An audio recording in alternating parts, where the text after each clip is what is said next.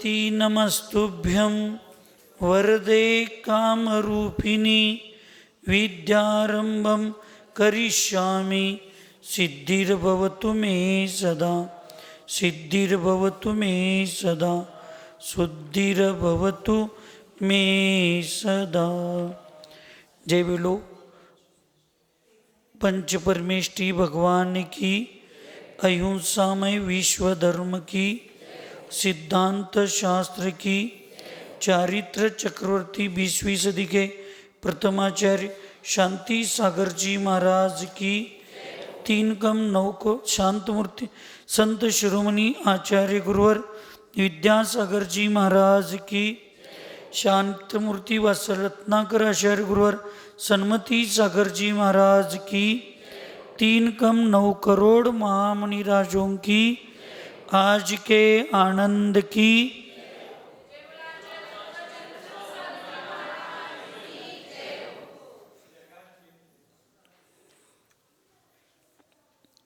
या ठिकाणी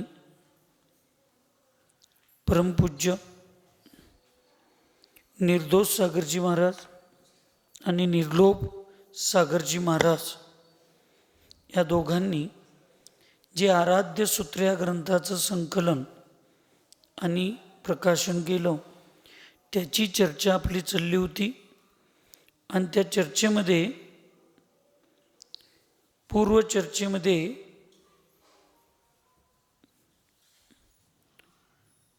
अच्छी जीवन शैली के लिए आवश्यक है कि अगर हम गर्मी से बचने के लिए कमरे में एयर कंडीशन का उपयोग कर रहे तो दिमाग हीटर की तरह गर्म न रखे, याची चर्चा आलती। म्हणा, अच्छी जीवन शैली के लिए आवश्यक है कि अगर हम गर्मी से बचने के लिए कमरे में एयर कंडीशनर का उपयोग कर रहे हैं तो दिमाग हीटर की तरह गर्म न रखे। वैष्णवी काय सांगायला लागल्या, आपल्या आयुष्यामध्ये सामान्य शरीराला गरमी लागू नये म्हणून आपण आपल्या रूममध्ये काय करतोय, AC लावतोय। काय लावतोय? आणि त्यामुळे 2 मिनिटं समाधान वाटतंय। जर शरीराला समाधान होण्यासाठी ACची रूममध्ये जशी आवश्यकता असेल तसं जीवनामध्ये जर समाधानी व्हायचं असेल तर डोकं सुद्धा AC सारखं शांत असलं पाहिजे। म्हणून आचार्यजींनी एक वाक्य सांगितलं होतं, जीवन को सुखी संपन्न और सफल, काय काय, जीवन को सुखी संपन्न और सफल बनाना है तो दिमाग को आइस फैक्ट्री और जीवा को शुगर फैक्ट्री बनाना बहुत जरूरी है। जर जीवनाला आपल्या सुखी संपन्न आणि सफल म्हणजे यशस्वी बनवायचं असेल तर डोकं कसं पाहिजे, शांत पाहिजे। माझ्यासारखं सोनू म्हणते शांत नाही माझं डोकं, शांत आहे म्हणून तर अजून टिकलो इथं तुमच्यात। गरम असतं तर मग हॉस्पिटलमध्ये निम्मा चातुर्मास झाला असता।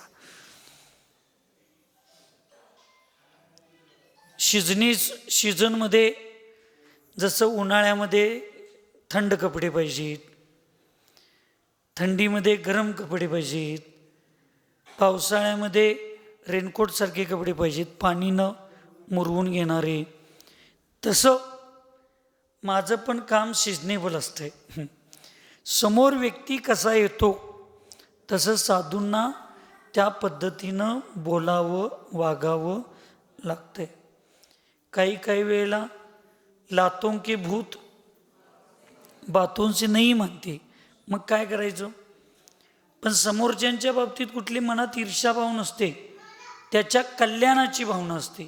कशाची भावना असते? कल्याणाची. त्यामुळं गुरु कुंभकार है, शिष्य कुंभ, गडगड काढत खोट, भीतर हात पसारत, ऊपर मारत चोट, असं आचार्यांनी मुखमाटीमध्ये सांगितलं. गुरु आणि आई वडील कुंभारासारखे असतात आणि शिष्य आणि मुलं मुली ही कुंभ म्हणजे त्या कळशासारखं असतात. त्याला जर एक त्या मातीच्या गोळ्याला कळसाचं स्वरूप देऊन त्याला पूजनीय स्थान, आदरणीय स्थान, वंदनीय स्थान जर प्राप्त करायचं असेल तर त्या चिखलाला, त्या मातीला पाण्यात मिसळून त्याला चिखल करून त्याला रोधून म्हणजे घुसकुटून त्याची चांगली एक जीव करून त्याला परत चाकावर ठेवून त्याला गोल चाकाला फिरवून परत त्याला ह्या दोन्ही अंगठ्याच्या आणि बोटाच्या आकारानं योग्य आकार देऊन त्यातला नको असलेला सगळा पार्ट काढून परत आतलं करून ते पोकळ केल्यानंतर डावा हात आतमध्ये घालून कुंभार वरनं मारत असतो. कारण त्याला मजबूत पण करायचं असतं आणि फोडून पण द्यायचं नसतं. तसं आई वडील आणि गुरु आपल्या मुलांना आणि आपल्या शिष्यांना संस्कार करून पतिताचं पावन करण्यासाठी त्यांना ह्या सगळ्या गोष्टी कराव्या लागतात. म्हणून काय आम्ही लगेच समजायचं नाही वांड आहेत, कडक आहेत, गरम आहेत असं म्हणायचं नाही. पण तुम्हाला तुमच्या जीवनामध्ये आणि मला माझ्या जीवनामध्ये खरोखर जर यशस्वी व्हायचं असेल तर आपलं डोकं शांतच असलं पाहिजे.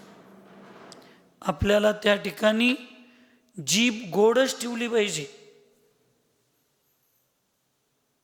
म्हणून इथं सांगितलं की शरीराला आनंद घेण्यासाठी जसं आपल्या रूममध्ये AC असते तसं जीवनाचा जर आनंद घ्यायचा असेल तर विवेकरूपी AC आपल्या बुद्धीमध्ये असला पाहिजे, तर आपलं डोकं शांत राहतं.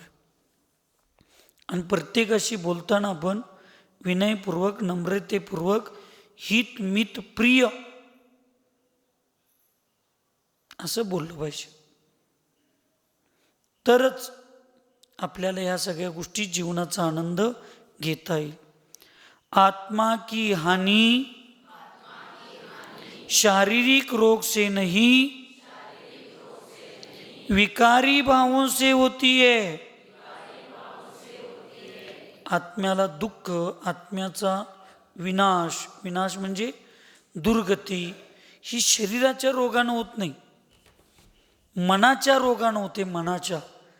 मनामध्ये जी विकारी भाव, वाईट भाव, पाच पापाचे भाव, हिंसेचे भाव, वासनेचे भाव, ह्या सगळ्या गोष्टी ज्या उत्पन्न होतात त्याच्यामुळं वास्तविक आत्म्याचं दुर्गतीकडं पतन होतं.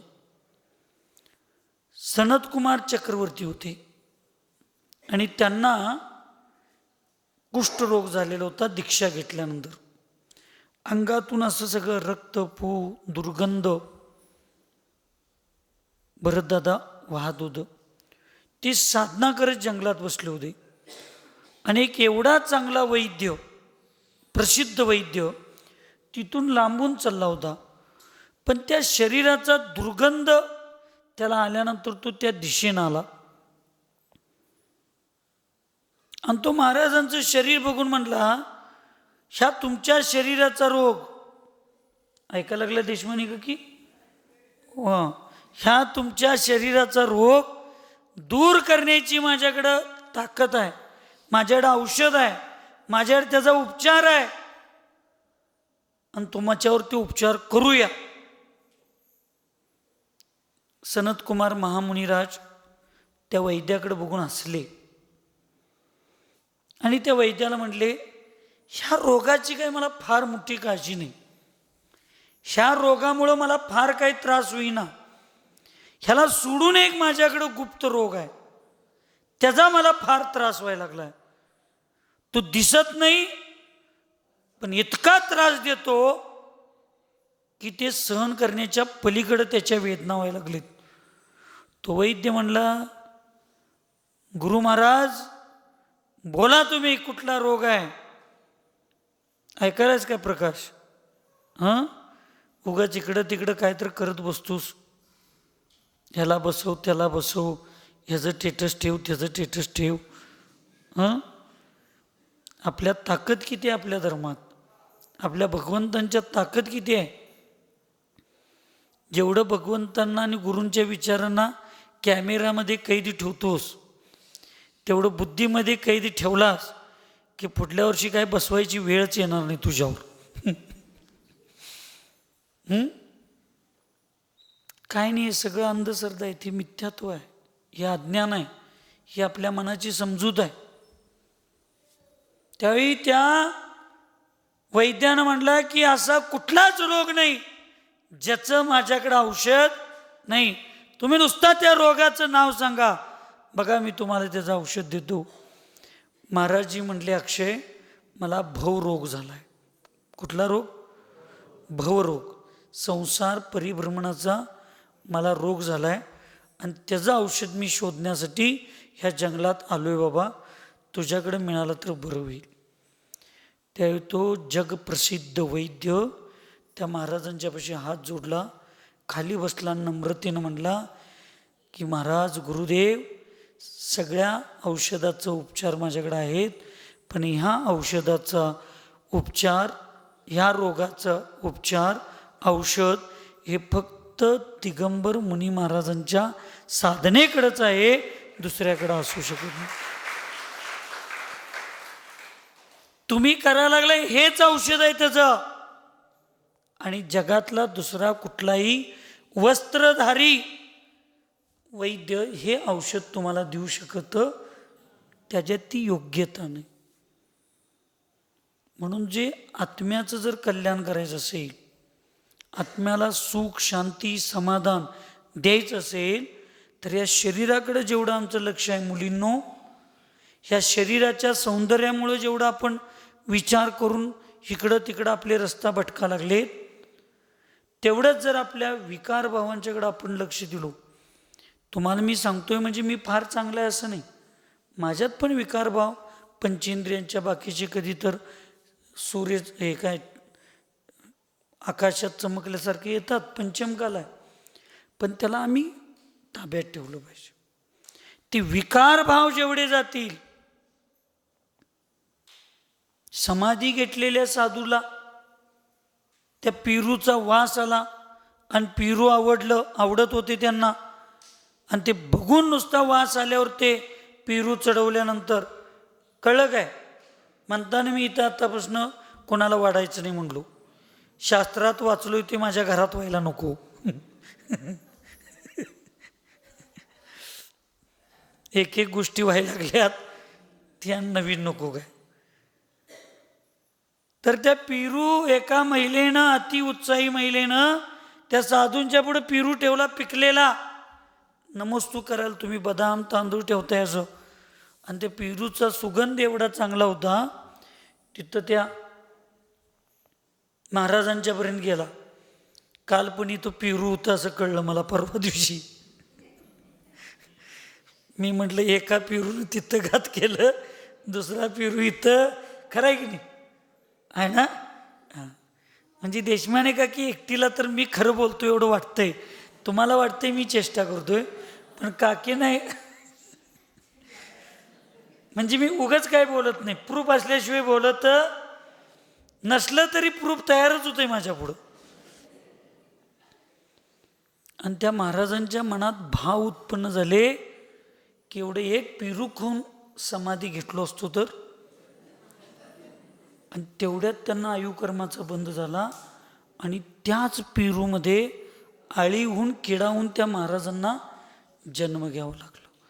काही ठिकाणी पेरू आहे, काही ठिकाणी ते पुट्टी काही पिकलेलं वाळूक असते की नाही, ते प्रमाण आहे. ही शास्त्र आहेत आपले. म्हणून आपले जेवढे विचार या शरीरासाठी, बाहेरच्या सौंदर्यासाठी या सगळ्याकडे जातात, मग त्या साधूंची तशी परिणाम होतात. तर आपण तर पंचमकालात ह्या सगळ्या गोष्टी आहेत, पण त्याच्या किती आपण वाहत जायचं आणि त्याला कुठंपर्यंत ठेवायचं हे आपल्याकडं असलं पाहिजे. म्हणून तुम्हाला मी सांगायला लागलोय की आत्मेची हानी शारीरिक रोगाने नव्हे तर विकारी भावांनी उत्पन्न होतात. म्हणून मनामध्ये कधी वाईट भाव, चुकीचे भाव, वाईट विचार कधी येता कामा नयेत. चांगल्या भावनेनं आपण जगलं पाहिजे, चांगल्या भावनेत आपण असलं पाहिजे, चांगल्या विचारात असलं पाहिजे. आणि म्हणून आपली संगती ही तशा पद्धतीची असणं अत्यावश्यक आहे. म्हणून आम्ही माताजींच्या पाशी सवळ्याशिवाय जायचं नाही, व्रती लोकांच्या शिवाय आहार द्यायचं नाही. का सांगतोय? आत्ता हा एवढी महत्त्वाची गोष्ट आहे. तुम्हाला वाटेल विनोद, पण सत्य घटना आहे, सत्य व्यवस्था आहे.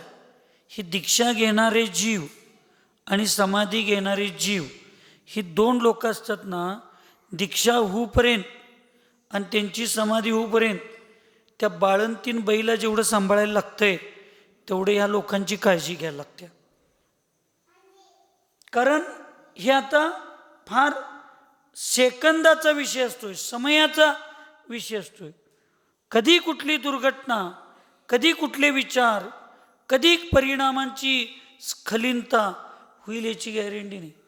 म्हणून दीक्षा घेणाऱ्यांना चांगल्या लोकांच्या सानिध्यात, समाधी घेणाऱ्यांना चांगल्या लोकांच्या सानिध्यात संपर्क, शुद्धी, विचार हे का करायचे असतात?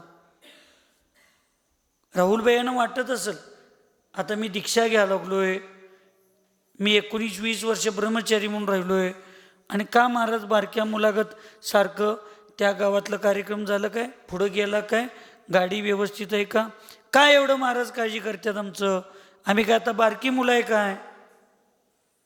बारक्या मुलांच्या पेक्षा जास्त ही काळजी घ्यायची असते. कारण हा जो प्रसंग आहे हा आयुष्यातला सगळ्यात महत्त्वाचा प्रसंग असतो. एक हातचा चुकला पूर्ण गणित बिघडत आहे. तसं या काळात एक चुकायचं म्हणून नव्हे, पण अनावधानानं, आळसानं, चेष्टा मस्करीत.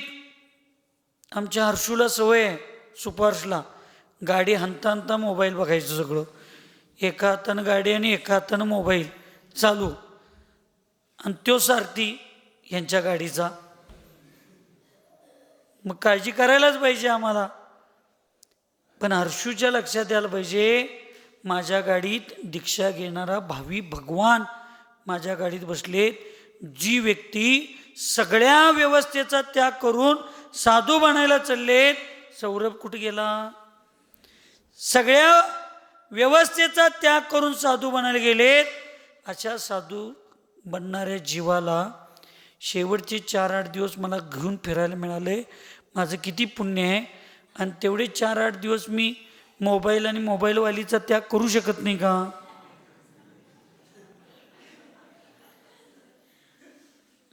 म्हणजे करायला पाहिजे आम्ही तेवढे 4 दिवस त्याग. किमान त्यांनी संकट आहेत तेवढ्या वेळेला तर त्याग करायला पाहिजे. आला सौरभ. म्हणजे या गोष्टी मी विनोद म्हणून सांगत नाही, ह्या गोष्टी तुम्हाला गांभीर्यानं सत्य सांगायला लागलोय.